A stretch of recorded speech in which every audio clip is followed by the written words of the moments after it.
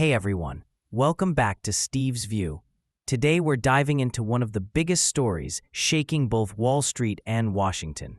China's latest move to tighten control over rare earth exports. You've probably seen the headlines. U.S. markets tumble after Beijing announces new export restrictions. Some people call it a bold geopolitical strike. Others think it's a desperate move from a country losing leverage. But here's the real question. Is China's rare earth card actually running out of power?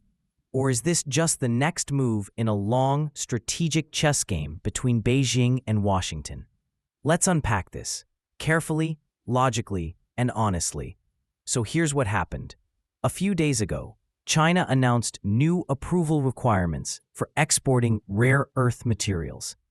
Those metals that go into everything from smartphones and EV batteries to missile guidance systems and advanced fighter jets. Right after that news hit, the U.S. stock market, especially the AI and semiconductor sectors, went down hard.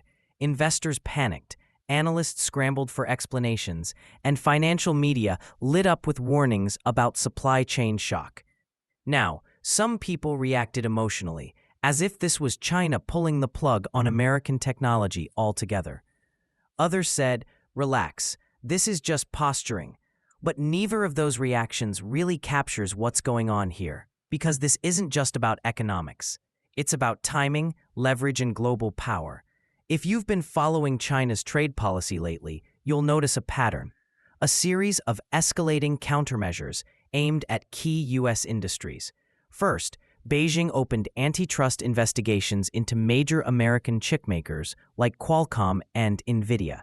Then came the restrictions on certain U.S. ships docking in Chinese ports. Next, Beijing tightened export controls on high-end AI chips. And finally, the heavy hit, these rare earth export approvals.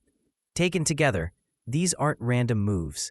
They form a deliberate strategy, a kind of tit-for-tat response to Washington's long-arm jurisdiction, sanctions, and supply chain pressure. But there's a bigger story behind all this. A race for technological independence.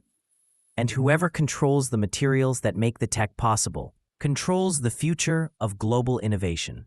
Let's take a step back. For decades, China has dominated the global rare earth industry. At one point, it produced about 90% of the world's supply and handled 95% of the global refining capacity. This dominance wasn't accidental. It was strategic. In the early 2000s, while the rest of the world focused on cheap consumer electronics, Beijing quietly built an empire around the materials that make those electronics possible. And when China first weaponized that leverage, like during the 2010 dispute with Japan, the world got a taste of what it means when one country controls the backbone of modern technology. But here's the twist. The world didn't just sit and watch. Japan, the US, the EU, and Australia all started pouring billions into new mining projects and recycling tech. So over time, that 90% dominance started to slip, down to around 60 to 70% today. Still powerful, but not absolute. That's the key to understanding what's happening now. A lot of analysts have been saying China is playing its rare earth card now because it's about to lose it. That makes for a dramatic headline, but it's an oversimplification. Yes, the US and its allies are investing in rare earth independence. Yes, new mines are opening in Australia, Canada, and even here in the States. But the real bottleneck isn't mining, it's refining and processing. Even when you dig rare earths out of the ground, you still have to separate, purify, and magnetize them, a complex process that China still controls better than anyone. The U.S. mine at Mountain Pass? It sends much of its extracted material right back to China for processing. So the rare earth card isn't dying, it's evolving. It's not a one-time weapon. It's a form of long-term leverage that Beijing can still use selectively and strategically. In other words, China's influence isn't vanishing. It's just being diluted over time. And that's a very different story. Now, back to that stock market drop. Was it purely economic? Not entirely.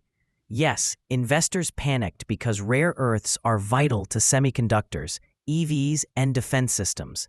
But there's another layer: psychology. Markets react to uncertainty more than facts. Beijing understands that perfectly. By announcing export approval requirements rather than an outright ban, China created strategic ambiguity, a kind of fog that makes investors nervous. That's why the market fell. It wasn't just about actual shortages. It was about perceived instability. And in geopolitics, perception is half the battle.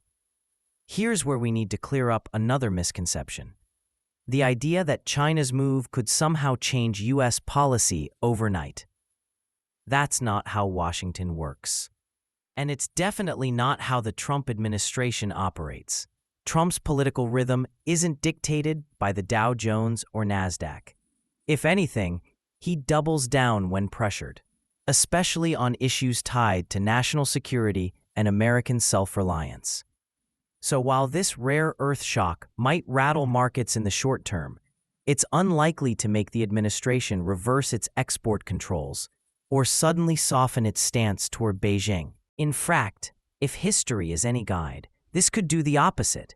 It could fuel more investment in U.S.-based refining, more incentives for domestic mining, and more bipartisan calls to de-risk from China.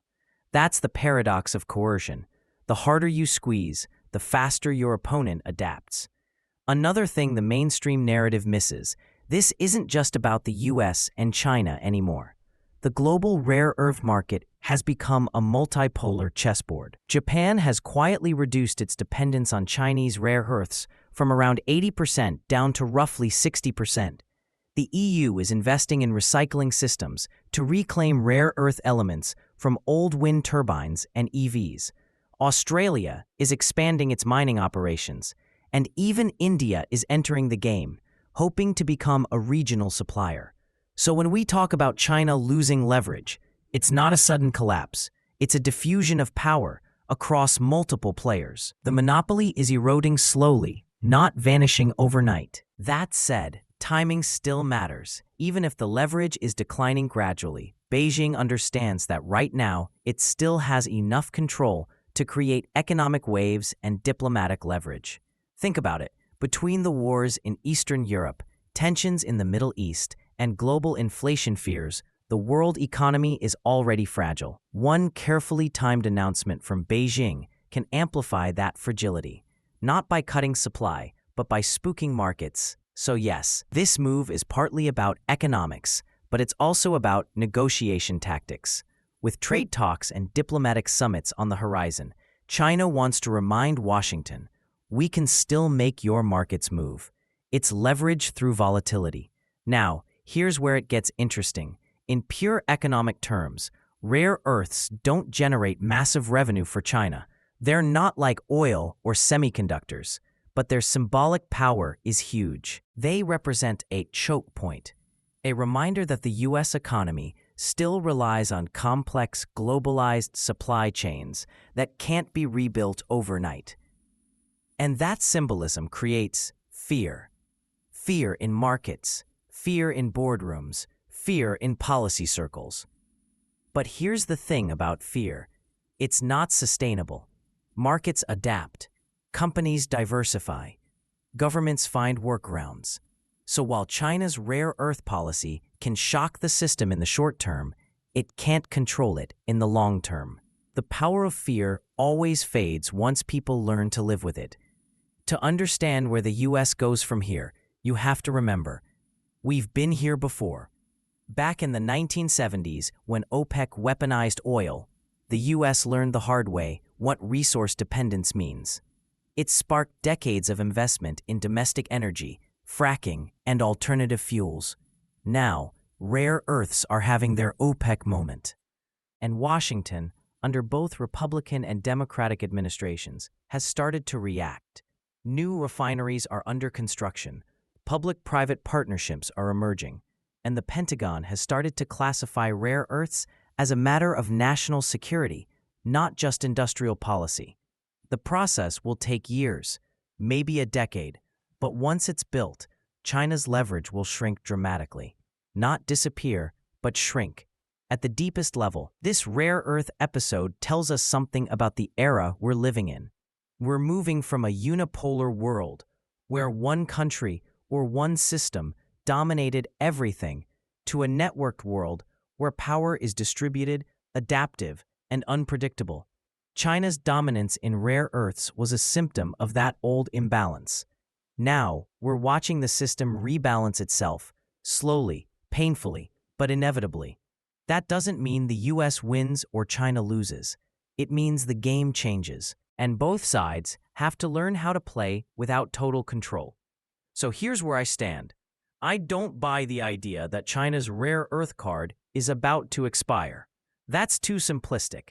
What's really happening is that Beijing's dominance is maturing. It's still powerful, but it's no longer absolute. They can still move markets, but they can't rewrite the global economy. And at the same time, I don't buy the idea that this move will make Washington blink. The US political machine, especially under leaders like Trump, doesn't respond to pressure with retreat. It responds with acceleration. That's why we're going to see more domestic mining, more refining, more made in America rhetoric, not less. So if Beijing wanted to scare Washington into compromise, it might have the opposite effect. In the long run, this moment could actually be healthy for the global economy. Monopolies, whether in tech, trade, or resources, always create instability. They breed overconfidence on one side and dependency on the other. Breaking that monopoly forces innovation, it forces resilience, and it forces both sides to adapt fast. So a few years from now, when we look back at this rare earth shock, we might not see it as the start of a crisis. We might see it as the start of diversification, the moment the world finally started to treat critical materials like the strategic assets they are. So what should we take away from all this? Number 1, China's rare earth leverage isn't gone, but it's being counterbalanced. They still hold the strongest hand, but it's no longer a monopoly hand. Number 2, the US won't change course because of market jitters. If anything, the pressure reinforces the political will to build independence. And number 3, we're entering a world where no single country can weaponize supply chains forever. Power is diffusing. The future will be built by those who adapt fastest, not those who cling to control. That's the real story behind the rare earths. Not just the drama of export bans, but the evolution of global interdependence. So the next time the markets panic over another China shock, remember, it's not the end of the story. It's just the next move in a very long game. Thanks for watching, everyone. If you found this breakdown helpful, make sure to like, share, and subscribe, and drop your thoughts below. Do you think China still has the power to shake the world economy? Or has that era already started to fade? See you in the next one.